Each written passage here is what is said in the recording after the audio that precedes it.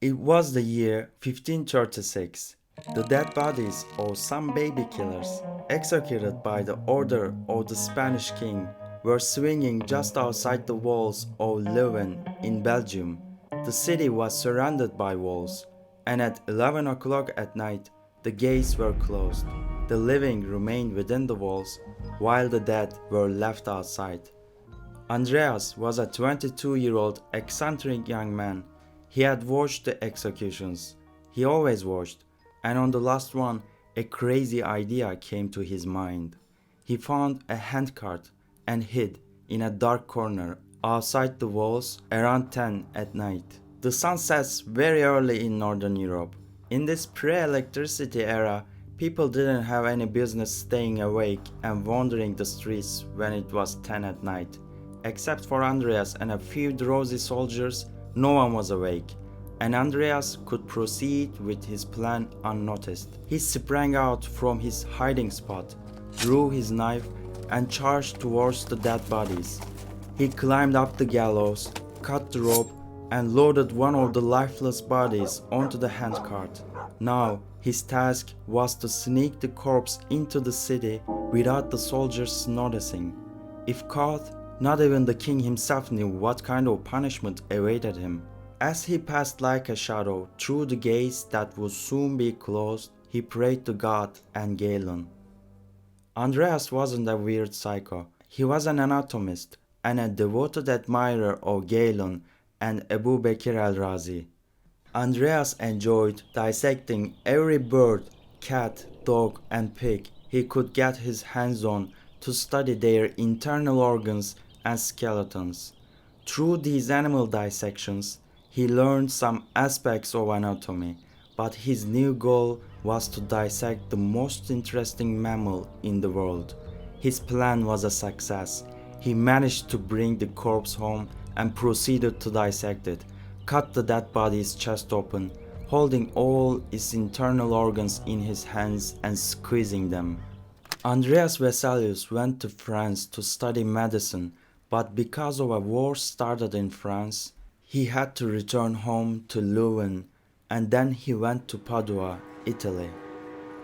During those times, what we call anatomy education was simply teachers reading aloud from Galen's book in the classroom, written 1300 years ago. Dissecting the human body was considered a sin. Respected doctors didn't dirty their hands. Surgery was compared to butchery and looked down upon by physicians. Andreas also studied the books of the more enlightened Abu Bakr al-Razi of the Islamic world, obtaining his first medical education. In the 2nd century, the Greek physician Claudius Galen, born in present-day Turkey, became the chief physician of gladiators in Pergamon in 157. He saw many internal organs more closely than others and wrote an anatomy book. This book was accepted as a reference text for human anatomy for 13 centuries.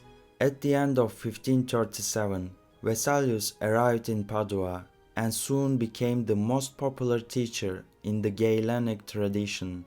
He made a very powerful friend, Judge Marcantonio Contarini. The judge would give Vesalius the bodies of executed criminals and sometimes even alter the execution dates to meet the need for fresh bodies of Vesalius. What a friend. After so many human dissections, Vesalius realized that the revered Galen had never dissected a human body. He found out that Galen had completed his observations by dissecting pigs, dogs, monkeys, and sheep, and making predictions about humans. These accounts of animals had led to errors, attributing mutations to humans, such as an extra kidney lobe or heart with 2 chambers. When Vesalius examined the brain, Galen's deficiencies became more apparent. With the help of Titian students, especially von Calcars, he began writing the most magnificent book in the history of anatomy, the Humani Corporis Fabrica, which means on the fabric of the human body, in 1543 While Copernicus was publishing on the revolutions of the celestial spheres, Vesalius published Fabrica. Fabrica is a revolution in the history of humanity. This book, a magnificent blend of art and science, introduces numerous details about the brain and related structures for the first time. With its stunning illustrations and a scientifically accurate description of human anatomy, Fabrica established Vesalius as the father of anatomy. Of course, many so-called anatomists and doctors accused him of paganism and irreligiosity due to this book. They demanded that he retract every criticism directed at Galen. After publishing the book, Holy Roman Emperor Charles V promoted him to the position of court physician, and he began attending to the constipation problems of the people in the palace and such. It was a boring work, but hey, everybody's got to make a living. According to the story, one day the psycho rapist heir to the Spanish throne, Prince Don Carlos, fell down the stairs and shattered his head. The kingdom's doctors couldn't treat the prince, so Vesalius was called.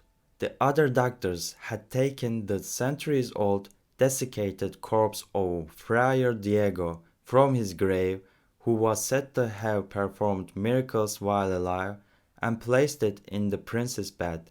When the psycho prince boy saw the face of the corpse in bed, he lost his mind. Vesalius came, examined his head, and made a hole in the prince's skull, draining the pus, and cured him.